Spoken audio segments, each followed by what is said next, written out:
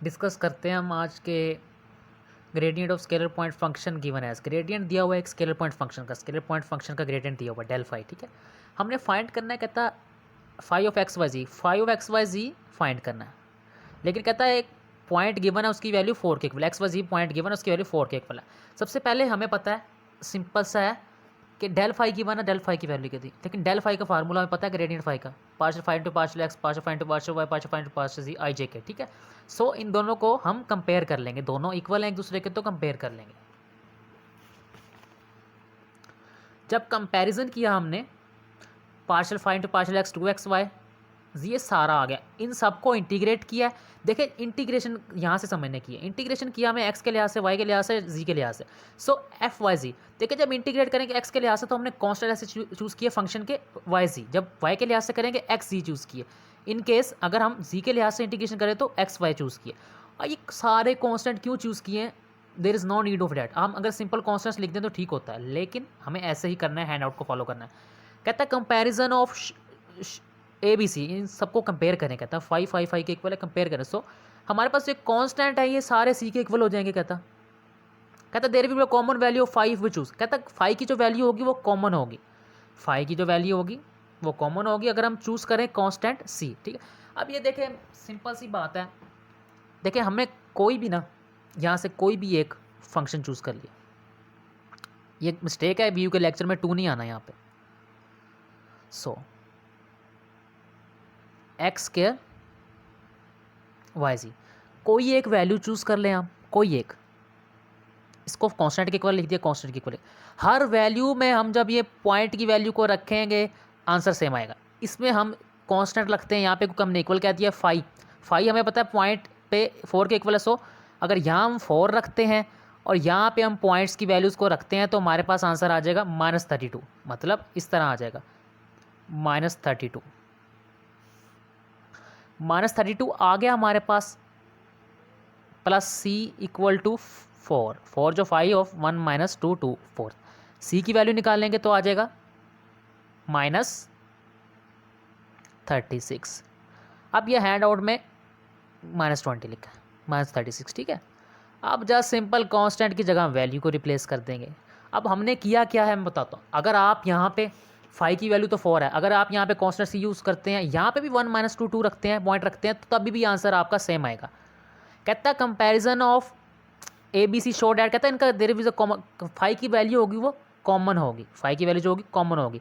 सो हमने कांस्टेंट, अगर हम कांस्टेंट चूज़ करें सी के बराबर, 5 की वैल्यू कॉमन होगी, 5 की वैल्यू तो एक ही है, 4 ही है, ठीक है, एक पॉइंट के ऊपर। देखिए आगे जो आंसर निकल रहा है हमारा, कांस्टेंट की वैल्यू निकल रही है, वो भी सब में सेम निकलेगी। सो अगर हम इस तरह लेते हैं, कहता कंपेयर करते हैं इन तीनों इक्वेशंस को, सो 5 की जो वैल्यू होगी कॉमन होगी इफ़ वो चूज़, अगर चूज़ करते हैं कांस्टेंट, ठीक है। देखिए कांस्टेंट की वैल्यू भी सेम ही आ रही है, 5 तो 4 ही है सब में, ठीक है। सो जस्ट हमने ओरिजिनल इक्वेशन में कांस्टेंट की वैल्यू को रिप्लेस किया है। अब डिस्कस करता हूँ डाइवर्जेंस क्या होती है। देखिए डाइवर्जेंस किसी भी वेक्टर पॉइंट फंक्शन पे अप्लाई होती है, वेक्टर फील्ड पे अप्लाई होती है और स्केलर फील्ड पर रिड्यूस करती है mathematically V vector x y z. So ये इस फॉर्म में लिखा जाएगा। यहाँ से डाइवर्जेंस को डेल डॉट वी से रिप्रेजेंट करते हैं या डी आई वी वेक्टर।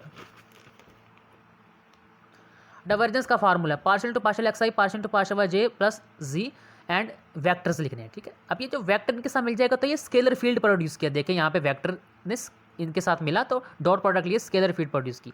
बाकी ये पॉइंट्स आप लोगों ने पढ़ने हैं, del dot v dot del, दोनों देखें इनवर्स है, वी को डेल से लें, डॉट ऑपरेटर डेल का वी से, तो आप लेके देखें आंसर इक्वल नहीं आएगा। और देखें del dot v equal to 0 आएगा अगर वी एक कॉन्स्टेंट वैक्टर है। देखें यहाँ पे वी एक कॉन्स्टेंट वैक्टर है। सो अगर डेल डॉट वी 0 के बराबर होगा तो उसे हम क्या कहेंगे, वेक्टर वी को हम क्या कहेंगे, सोलिनॉइड वेक्टर, ठीक है। वेक्टर वी एक कांस्टेंट वेक्टर है, इसलिए यहाँ पे साइन नहीं आया वेक्टर का। अब क्वेश्चन है इसकी, हमने जस्ट कांस्टेंट की वैल्यू फाइंड करनी। सबसे पहले हमने डॉट प्रोडक्ट ले लिया वी का, इसके साथ कांस्टेंट ए की वैल्यू फाइंड कर ली, पार्शियली फॉर्म में वैसे ही लिख दिया डॉट प्रोडक्ट लेके। आई जे के अब यूज़ नहीं होंगे, खत्म हो जाएंगे। डॉट प्रोडक्ट लिया, आई डॉट आई का डॉट प्रोडक्ट 1 होता है, हम जानते हैं। हमें ए की वैल्यू निकाल दी, यही कांस्टेंट वेक्टर है कहता, और वेक्टर बन गया सोलिनॉइडल। कैसे बना अब देखते हैं। हमने कहा था सोलिनॉइडल कब होगा, जब डेल डॉट वी की वैल्यू 0 आ जाएगी, तो वी वेक्टर क्या होगा, सोलिनॉइड होगा। अब यहाँ पे हमने पार्शियली डेरिवेटिव लिए सबके, यहाँ भी 0 आ गया, यहाँ भी 0 आ गया, यहाँ सिर्फ ए बचा, ऐसे ही है। सॉरी यहाँ पे बचा 1, पार्शियल इंटू पार्शियल एक्स लिया 1, partial into partial y y के लिहाज से लिया तो 1, 1 + 1 2, ठीक है।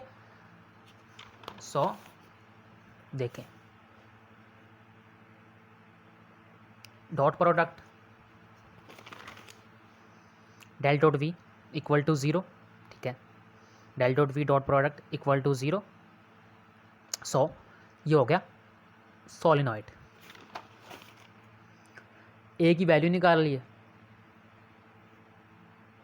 और कहता है यही कांस्टेंट वेक्टर है, और वेक्टर भी जो है वो बन गया सोलिनॉइडल।